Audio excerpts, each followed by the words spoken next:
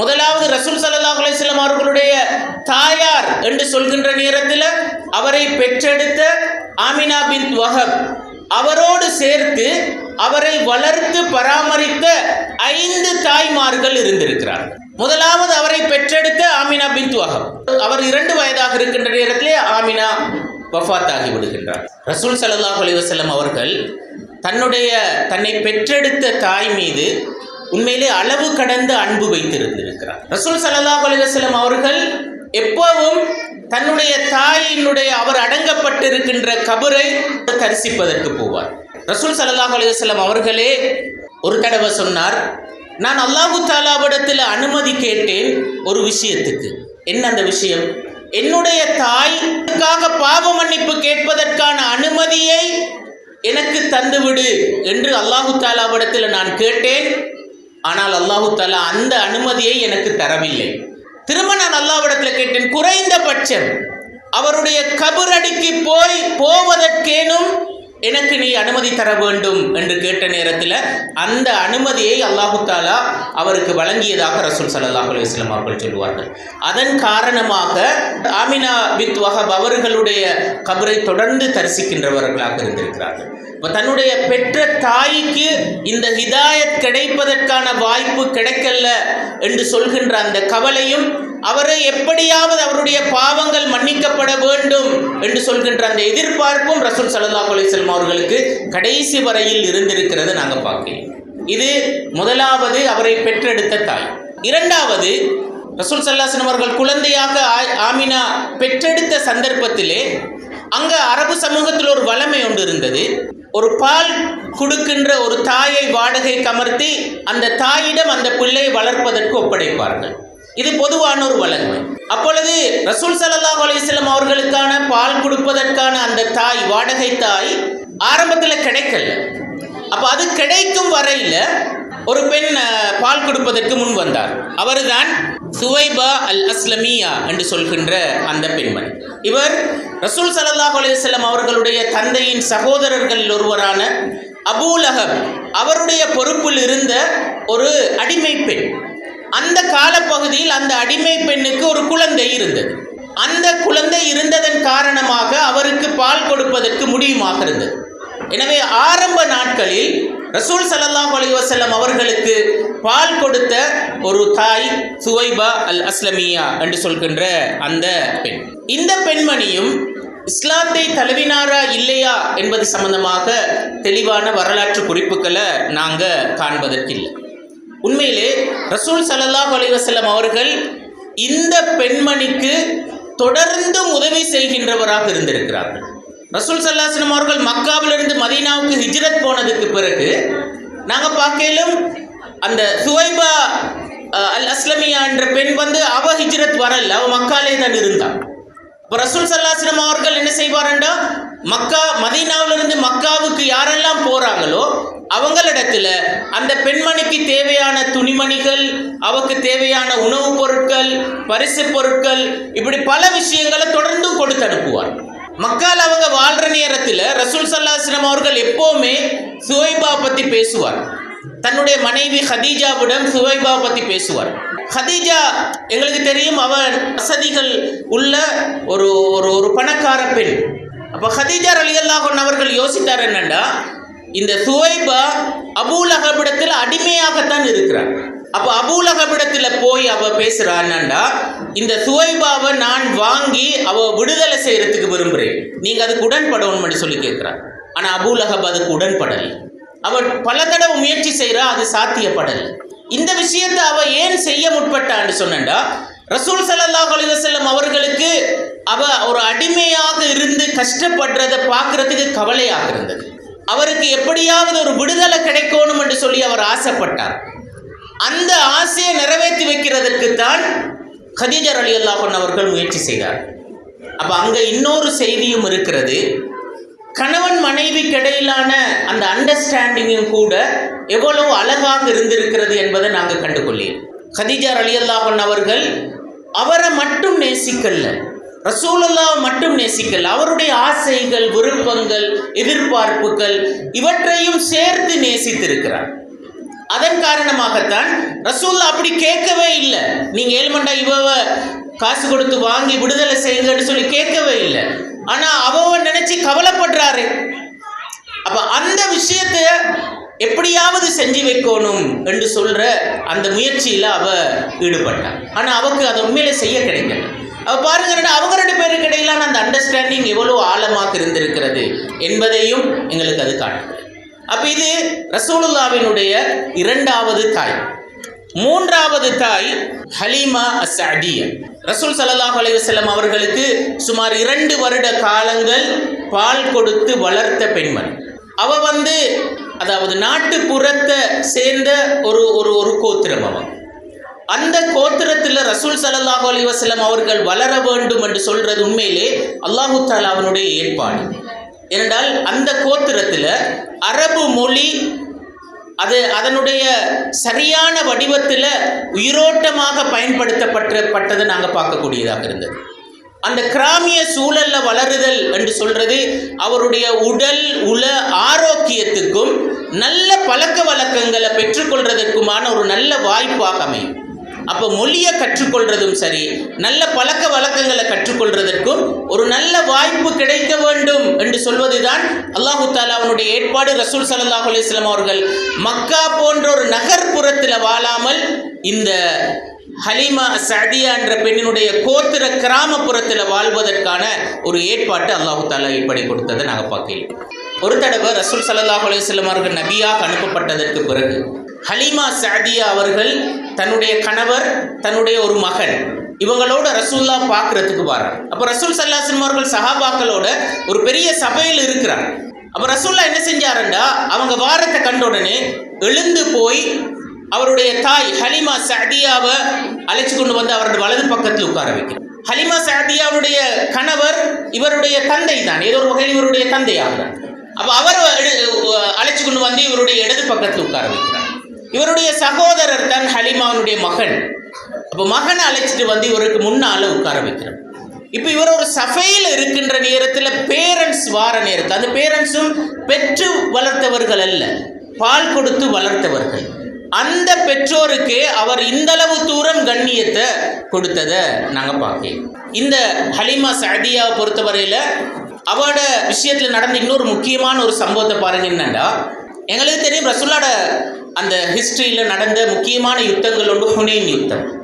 இந்த யுத்தம் ஹுவாசன் என்று சொல்ற ஒரு பெரிய கோத்திரத்துக்கு எதிராக நடந்த யுத்தம். அந்த ஹுவாசன் கோத்திரத்தின் ஒரு கிளை கோத்திரமாகத்தான் இந்த ஹலீமா அஸ்ஸஅதிய்யா அவருடைய கோத்திரம் இருந்தது. ஹுவாசன் கோத்திர அந்த யுத்த சந்தர்ப்பத்தில் அவர்கள் தோல்வி அடையாமல் இருப்பதற்கு, அந்த யுத்த களத்திலிருந்து எந்த போராளியும் திரும்பி ஓடக்கூடாது என்பதற்காக ஒரு வேலை செஞ்சார்கள். என்னன்னா, அவங்களோட அவ்வளோ சொத்துக்களையும் அவங்களோட கோத்திரம் வாழுகின்ற இடத்துல வைக்காம யுத்தம் நடக்கிற இடத்துக்கு எடுத்துட்டு வந்தாங்க. அதே மாதிரி அவங்களோட கோத்திரத்தில் அவ்வளோ பெண்களையும் பிள்ளைகளையும் எல்லாருமே அந்த இடத்துக்கு எடுத்துட்டு வந்தாங்க. எடுத்துட்டு வந்ததன் நோக்கம் என்ன? அந்த ஆண்கள் யுத்த களத்திலிருந்து ஓடப்படாது என்ற செல்வமும் இருக்கிறது, பெண்களும் இருக்கிறது, பிள்ளைகளும் இருக்கிறாங்க. இதெல்லாத்தையும் விட்டு போட்டு எப்படி ஓடலாம்? அப்படி ஒரு ஏற்பாட்டை செஞ்சாங்க, யாரும் யுத்தத்திலிருந்து ஓடப்படாதுன்னு சொல்லி. ஆனா அந்த யுத்தத்தில் ஹுவாசன் கோத்திரத்தவர்கள் முஸ்லிம்களிடம் தோல்வி அடைகிறார்கள். தோல்வி அடைஞ்சதுல பாருங்க என்னன்னா, கிட்டத்தட்ட 6000 பேர் கைதிகளாக பிடிபடுகிறார்கள். அதுல பெண்கள், சிறுவர்கள், ஆண்கள் எல்லாம் உள்ளடங்கலாக 6000 பேர் கைதிகளாக பிடிபடுகிறார்கள். கிட்டத்தட்ட 50 லட்சம் திர்ஹம்கள் அவங்களுடைய சொத்துக்களாக அந்த முஸ்லிம்கிட்ட கையில கிடைக்கிறது. அப்ப அதுல முக்கியமான தலைவர்கள் கொஞ்சம் பேர் ரசூலுல்லாஹ்வை சந்திக்கிறாங்க.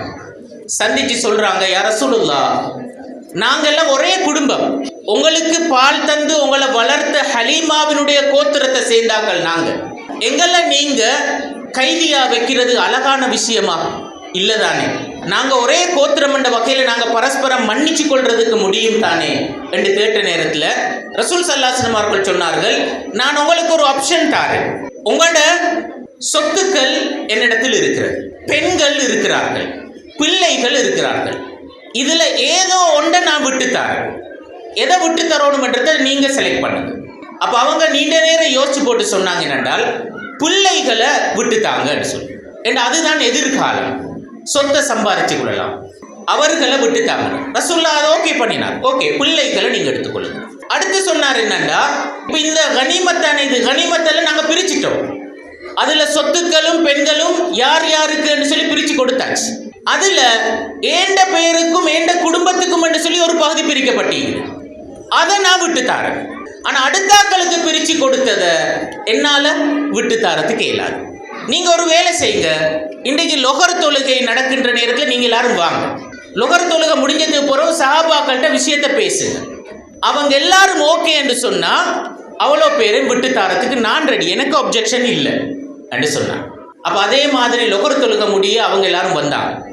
வந்து சொன்னாங்க, நாங்க ரசூலுல்லாஹ்வோட குடும்பம், அந்த வகையில் உங்கள்கிட்ட நாங்க கேட்குறோம், இந்த குடும்பத்தை நீங்க பிரிக்காம, குடும்பத்தில் உள்ளாக்களை அடிமையா மாத்தாம, குடும்பத்திட சொத்தை நீங்க எடுக்காம எங்களுக்கு எப்படியாவது விட்டு தாரத்துக்கு முயற்சி செய்யுங்க என்று சொல்லி சொல்றாங்க. அப்ப அவங்களும் பார்த்தாங்க என்றால் இவங்கெல்லாம் யாரு, நாங்க கைதிகளா பிடிச்சிக்கிறார்கள் யாரு, ரசூலுல்லாஹ்வோட மாமாமார் மச்சான்மார். இது ரசூலுல்லாஹ்வோட மாமா மச்சான நாங்க கைதியா வச்சுக்கொள்றது, அடிமையா வச்சுக்கொள்றது நல்லமா? சரியில்லையே. எல்லாரும் உடன்பட்டாங்க, நாங்க அவ்வளோ பேரையும் விட்டு கொடுப்போம், அந்த சொத்துக்களையும் விட்டு கொடுப்போம் என்று சொல்லி. அப்ப கிட்டத்தட்ட 6000 பேர் விடுதலை செய்யப்பட்டார்கள். 50 லட்சம் அல்லது 5 கோடி சொத்துக்கள் மீளளிக்கப்பட்டன. எதற்காக? ஹலீமா என்ற அந்த பெண்ணின் உறவுக்காக மட்டும். அவர் ரசூல் ஸல்லல்லாஹு அலைஹி வஸல்லம் அவர்களுக்கு 2 வருடம் பால் கொடுத்து வளர்த்தார், பராமரித்தார் என்று சொல்ற ஒரே காரணத்துக்காக மட்டுமே அது நடந்திருக்கு. பாருங்க என்றால் அந்த குறிப்பிட்ட அந்த பெண்ணுக்கு எந்த அளவு தூரம் ஒரு ரெஸ்பெக்ட் ரசூல் ஸல்லல்லாஹு அலைஹி வஸல்லம் அவர்களால் கொடுக்கப்பட்டிருக்கு. அது அவருக்கு எவ்வளவு பெரிய ஒரு கௌரவமாக இருந்திருக்கும். அந்த கோத்திரத்தில் அவருக்குரிய அந்தஸ்தும் அந்த கௌரவம் ரெஸ்பெக்டும் எவ்வளவு தூரம் உயர்ந்திருக்கும் என்று சொல்றத நாங்கள் கற்பனை செய்து பார்க்க முடியும். 4வது, ரசூல் ஸல்லல்லாஹு அலைஹி வஸல்லம் அவர்களை வளர்த்தாக்கள் இன்னொரு முக்கியமான ஒருவர் உம்மு ஐமன். ஹலீமாவிடத்தில் 2 வருடம் பால் குடித்து வளர்ந்தது பிறகு ஆமினா பின்த் வஹப் அவர்கள் வஃபாத் ஆகிறார்கள். அப்போ அந்த சந்தர்ப்பத்தில் ஹலீமா என்ன செய்கிறாருன்னா, ரசூல் ஸல்லல்லாஹு அலைஹி வஸல்லம் அவர்களை கூட்டிட்டு மக்காவுக்கு வரார். மக்காவுக்கு வந்து அங்கே விட்டுட்டு போகிறார். ஏனென்றால் அந்த ஆமினா அந்த வஃபாத்தானதோட அவருடைய பராமரிப்பு பொறுப்பை அவருடைய பாட்டனார் அப்துல் முத்தலிப் பொறுப்பேற்கிறார். அப்துல் முத்தலிப் பொறுப்பேற்றது பிறகு இப்போ அவர் 2 வயசு பிள்ளை. இப்போ அவரை பார்த்து கொள்வதற்கு யார் ஒரு பெண் வேண்டும். அந்த சந்தர்ப்பத்தில் தான் உம்மு ஐமன் ரலியல்லாஹு அன்ஹா அவர்கள் அந்த பொறுப்பெடுக்கிறார். நீங்க பார்க்கலும் 2 வயசு பிள்ளை, அதுக்கு பிறகு 8 வயசு வரையில் அவரோட இருந்தார். உம்மு ஐமன் தான் பராமரித்தார். இந்த வயசுட இயல்பு எங்களுக்கு தெரியும். அப்ப இந்த வயசுல உள்ள புள்ளைகளை வந்து கண்ட்ரோல்ல வச்சுட்டு இருக்கிறது சரியான சிரமமான விஷயம். உம்மு ஐமன் கிட்டத்தட்ட அவருக்கு ஒரு நிஜமான தாய் போலவே தான் இருந்தார். அவர் உண்மையாகவே ரசூல் ஸல்லல்லாஹு அலைஹி வஸல்லம் அவர்களை கடிஞ்சு கொண்டிருக்கிறார்.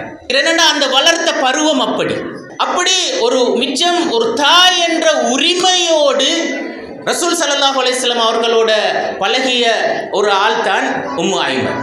எந்த அளவுக்கு பாருங்க, முஸ்லீம்கள் மக்காவிலிருந்து மதீனாவுக்கு ஹிஜ்ரத் போனாங்க. மக்காவிலிருந்து போனாக்கள் எல்லா சொத்துக்களையும் விட்டுட்டு தானே போனாங்க, அவங்களுக்கு எதுவுமே இல்லை. அப்போ மதீனாவுக்கு போனோடனே ரசூலுல்லாஹ் சஹாபாக்கள் எல்லாத்தையும் அங்குள்ள அன்சாரிங்களோட சேர்த்து ஜாயின் பண்ணி விட்டார். நீங்க இவரு பொறுப்பு, நீங்க இவரு பொறுப்பு, நீங்க இவரு பொறுப்பு. ரசூலுல்லாஹ்வுக்கு யாரு பொறுப்பு? ஒருத்தரும் பொறுப்பு இல்லை. அப்ப அங்க மதீனாவில் இருந்த ஆக்கள் என்ன சொன்னாங்கன்னா, அவருக்கும் ஏதோ ஒரு வருமானம் ஒன்று தேவை. அப்போ ஒரு ஏற்பாடு பண்ணாங்கண்டா, அந்த நிறைய ஈச்ச மரங்கள் வச்சிருந்தாக்கள் ஒருத்தர் சொன்னார், ஏண்ட ஒரு ஈச்ச மரத்தை நான் ரசூலுல்லாஹ் கொடுக்குறேன். இன்னொருத்தர் சொன்னார், ஏண்ட 2 ஈச்ச மரத்தை நான் கொடுக்குறேன். இன்னொருத்தர் சொன்னா நான் 3 ஈச்ச மரத்தை கொடுக்குறேன். இப்படியே கொஞ்சம் பேர் அப்படி சேர்ந்து கொடுத்து ரசூலுல்லாஹ்க்கு கொஞ்சம் ஈச்ச மரங்கள் கிடைத்தன. பிற்பட்ட காலத்தில் ஒரு யுத்தம் நடந்தது. பனு நுதைர், யூத கோத்திரங்கள் ஒன்று, அந்த கோத்திரத்துக்கு எதிரான யுத்தம். அந்த யுத்தத்தில் அவர்களிடத்திலிருந்த பெரிய ஈச்சம்பழ தோட்டம் அதை கைவிட்டுட்டு அவர்கள் ஓடினார். அந்த முழு தோட்டமும் முஸ்லீம்கள கைக்கு வந்தது. ரசூல் ஸல்லல்லாஹு அலைஹி வஸல்லம் அவர்கள் என்ன செஞ்சாரண்டா, அந்த முழு தோட்டத்தையும் மக்காவிலிருந்து மதீனாவுக்கு ஹிஜ்ரத் போனார்களே அந்த முஹாஜிரீன்களுக்கு பிரித்து கொடுத்தார். பிரித்து கொடுக்கிற நேரத்தில் ஒரு விஷயம் சொன்னாரண்டா, உங்களுக்கு இந்த தோட்டம் கிடைக்கின்ற நேரத்தில் நீங்க என்ன செய்யணும், ஏற்கனவே அன்சாரீன்களோட வீட்டில் நீங்க இருக்கிறீங்க, அவங்களோட சொத்தை நீங்க பயன்படுத்தி கொண்டிருக்கிறீங்க, அதெல்லாம் ரிட்டர்ன் பண்ணணும். ஒத்துக்கொண்டாங்க எல்லாரும். இப்போ ரசூலுல்லாஹ்விடத்துல சில ஈச்ச மரங்கள் இருக்கின்றனவே, அதுல ஒன்றை ரசூலுல்லாஹ் உம்மு ஐமனுக்கு கொடுத்திருந்தார். உம்மு ஐமன் அந்த ஈச்ச மரத்தை அவ தான் பராமரிக்கிற, ஈச்ச பழம் வந்து அவ தான் அதை பிக்கிற, அதை சாப்பிட்ற, அவ அதை வந்து ரசூல்லா தந்த என்று சொல்ற அந்த சந்தோஷத்தோட வச்சு கொண்டு இருந்த அந்த மரத்தை.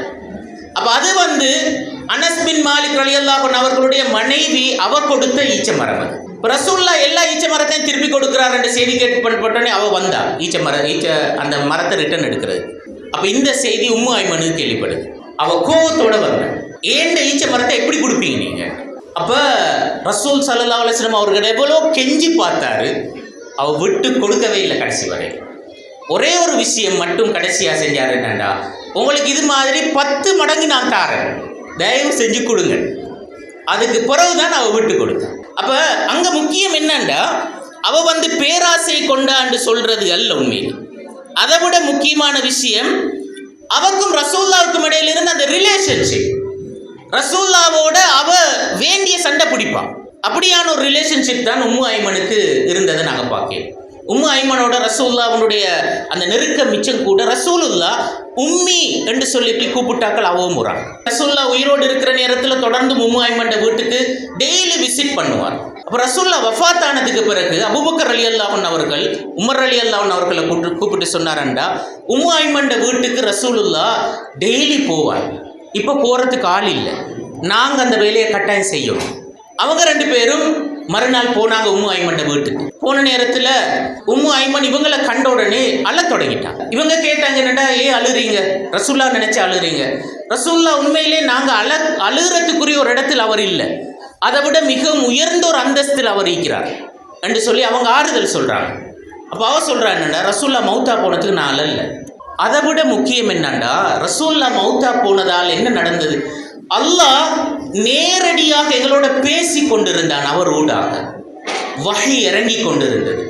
அது நின்று போயிட்டு வானத்துக்கும் பூமிக்கும் இடையிலான நேரடி தொடர்பு இல்லாம போயிட்டு, அது எவ்வளவு பெரிய ஒரு நஷ்டம் என்று உங்களுக்கு விளங்குதா என்று சொல்லி உம்மு ஐமன் இவங்க 2 பேரை பார்த்து கேட்டாங்க. அதை கேட்டோடனே தான் அவங்களுக்கு முதல் தடவை ஃபீல் ஆனது அப்படி ஒரு விஷயம். 2 பேருமே அழுதாங்க. பாருங்க, உம்மு ஐமன் வந்து ஒரு சராசரியான ஒரு பெண் அல்ல, விஷயங்களை எந்த அளவு தூரம் ஆழ்ந்து புரிஞ்சு கொள்ளக்கூடிய ஒரு பெண்ணாக இருந்திருக்கிறார் என்று சொல்றத அதில் நாங்கள் விளங்கி. இது 4வது தாய் உம்மு ஐமன். 5வது தாய் ஃபாத்திமா பின்த் அசத் அல் ஹாஷிமியா, அபூ தாலிப் மனைவி, அலி ரலியல்லாஹு அன்ஹு அவர்களுடைய தாய். இந்த ரசூல் ஸல்லல்லாஹு அலைஹி வஸல்லம் அவர்கள் 8 வயதாக இருக்கின்ற நேரத்தில் அப்துல் முத்தலிப் அவருடைய பாட்டனார், அவர் தான் முழுக்க பராமரித்தார், செலவழிக்கிறதெல்லாம் அவர் தான். அப்போ அந்த பீரியடில் அவரை வளர்த்தது உம்மு ஐமன். அவருக்கு 8 வயதாக இருக்கிற நேரத்தில் அப்துல் முத்தலிப் வஃபாத் ஆகிறார். அவர் மௌத்தா போனதுக்கு பிறகு அவரை பராமரிக்கிற பொறுப்பை எடுத்தது அபூ தாலிப், ரசூலுல்லாஹ்வினுடைய தந்தையின் சகோதரர்களில் ஒருவர். இப்போ அவர் ஷிஃப்ட் ஆகிறார் அங்கே அபூ தாலிப் வீட்டுக்கு. அங்கே போனால் அங்கே இருக்கின்ற அவரை பராமரிக்கிறதுக்குரிய பெண்மணி யாரு என்றால் ஃபாத்திமா பின் சஅத். ரசூல் ஸல்லல்லாஹு அலைஹி வஸல்லம் அவர்கள் உம்மி என்று சொல்லி கூப்பிட்ட ஆக்கல்ல அவவும் ஒரு ஆள். அவ வஃபாத்தான சந்தர்ப்பத்தில் ரசூல் ஸல்லல்லாஹு அலைஹி வஸல்லம் அவர்கள் அவருடைய தலைமாட்டில் போய் உட்கார்ந்துட்டு சில வார்த்தைகளை சொன்னார். பாருங்க, அந்த வார்த்தைகள் அவ எந்த அளவு தூரம் ரசூலுல்லாஹ்வை நேசித்திருக்கிறார் என்று சொல்ற அந்த செய்தி எங்களுக்கு சொல்கிறது. அவ சொல்றார், ரஹ்மக்கல்லாஹு யா உம்மி, என்னுடைய தாயே, அல்லாஹு தஆலா உங்களுக்கு ரஹ்மத் செய்யட்டும். குந்தி உம்மி பஅத உம்மி, என்னை பெற்றெடுத்த தாய்க்கு பிறகு எனக்கு தாயாக இருந்தவர் நீங்க தான். தஜூஈன வ துஷ்பிஈனனி, நீங்க பசியோடு இருந்து எனக்கு சாப்பாடு தந்திக்கிறீங்க நீங்க. அதே மாதிரி வ தஅரைன வ தக்ஸூனனி, உங்களுக்கு உடுப்பு இல்லாவிட்டாலும் எனக்கு உடுப்பு நீங்க எடுத்து தந்திக்கிறீங்க.